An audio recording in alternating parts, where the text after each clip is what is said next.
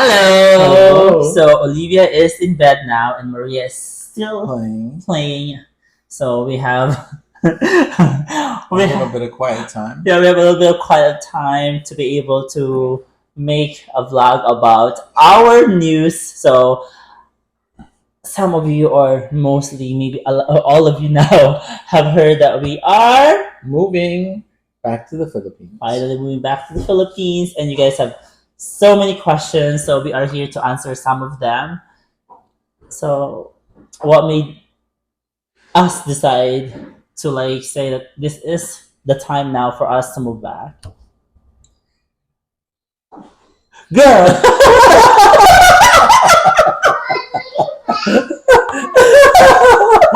Could your dad so serious?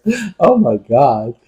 No, we try to figure out what's best for our family. So, I love to watch my husband sweat.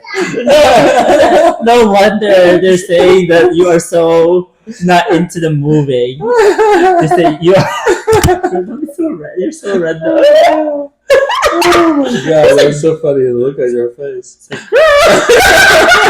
Sorry, but we do not have any cue cards Yeah, today. it's not scripted. But go on, baby. No. Settle down. Yeah. Breathe in. Breathe out. I need some more whiskey. Sorry. No, that's not a whiskey.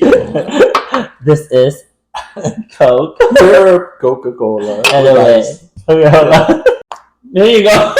So we decided that what was best for our family was to make sure that our children get the best education that they possibly can, that we can afford. And being that we're just middle-class citizens here in the U.S. with no public charge, that we felt that, we really wanted to put our daughters into really good schools, but we can't afford them, even though Florida is one of the few states where you can actually use Florida state money to go to private schools, which is a good thing, I think. And but unfortunately, the schools that we want them to go to are very expensive. So we are going to go back to the Philippines, and at least for their not undergraduate, but their grammar school, we're going to put them through private schooling in the Philippines. Well, they're saying that education is still the best in the U.S. What can you say about that? It's debatable. Yeah, it's really debatable. I don't know about that. I'm sorry. That's what I've always said to everybody. It's debatable, guys. If you can only hear all the news about the school shootings every day, it is crazy. Like mass shootings, over 1,000 this year already alone. School is supposed to be the safe home for our children while we are at work or while we are not with them, but not anymore here in the U.S. It's so scary to even send your child to the school. They have police cruisers and police officers at every single. Yeah, how sad is that? That there has to be a police officer in the vicinity of the school just to make the school, actually inside the school, just to make sure that if there's something wrong or some crazy thing happened, that they are there to respond.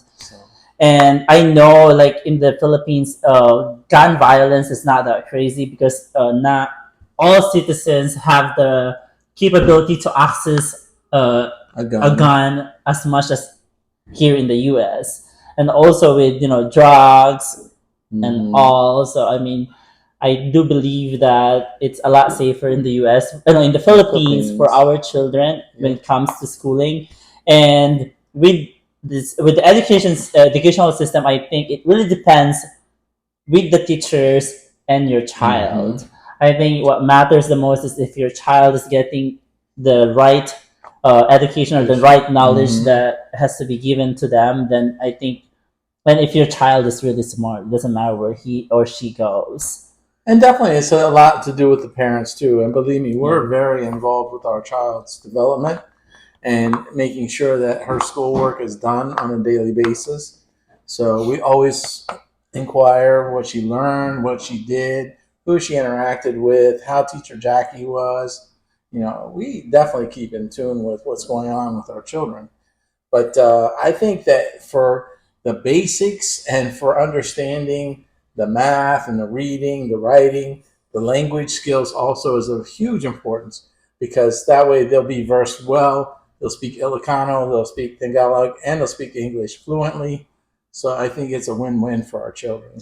And this is gonna be temporary, guys. We are gonna go there for a dry run Yeah. because Jeffrey's been in the Philippines for just probably like almost 6 months the most, and our children have never been in the Philippines like more than that either. So I keep telling Jeff there are times that it will be raining the whole probably like the whole month or more than a month, and it will get very hot during the summertime. So there will be also times that we will have no electric. So I just want to make sure that he's ready for all of those scenarios. He said he's ready for it. It's And funny because they talk about that, and we did have some brownouts when we were in the Philippines, but they were scheduled. And the funny thing is, when we got back, it was right Oh, during the yes. storm of Ian, and we stayed with my brother in Winter Springs, And and no power. they had no power for 4 days. So it was kind of like okay, But like this is the third attempt that we will be moving back to the Philippines. As you all know, we have I mean like we have been very open about our journey in life. We have shared our life to you guys. I mean we have kept some of the things that are like more private, but like our when we first met, how we met, and then how Jeffrey petitioned me, and then when we got married, and then we finally decided to have our children, like almost all of those special moments of our lives we've shared to you, even with my mom and my dad being here in the US with us, and even them not being able to come back anymore because that's what they have decided is for them to stay in the Philippines. And you all know we started from zero when we came back to the US. That's our baby. Yeah. Because we sold everything when we went back to the Philippines 2 years ago.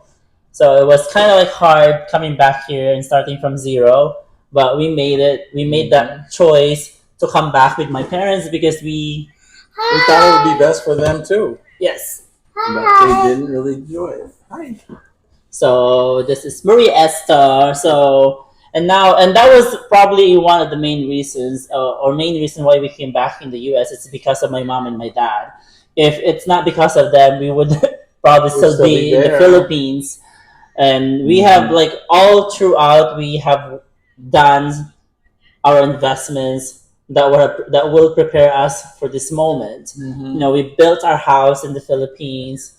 We at least that's one thing that we don't have to worry anymore in the Philippines because we have a home.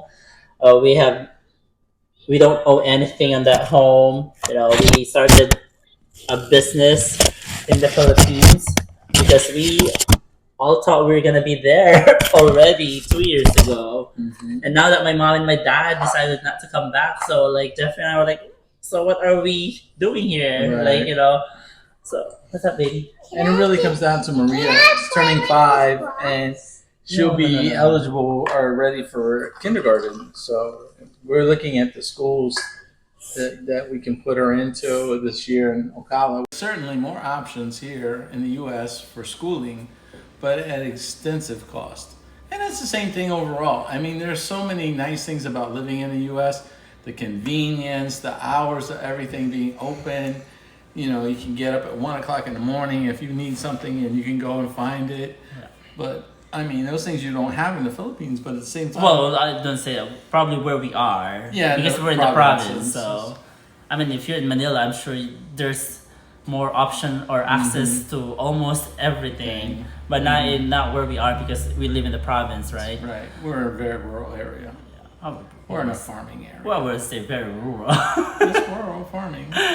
But like what I said, yes, this is gonna be our third attempt, right? So hopefully this will be, the right time for us to move back now.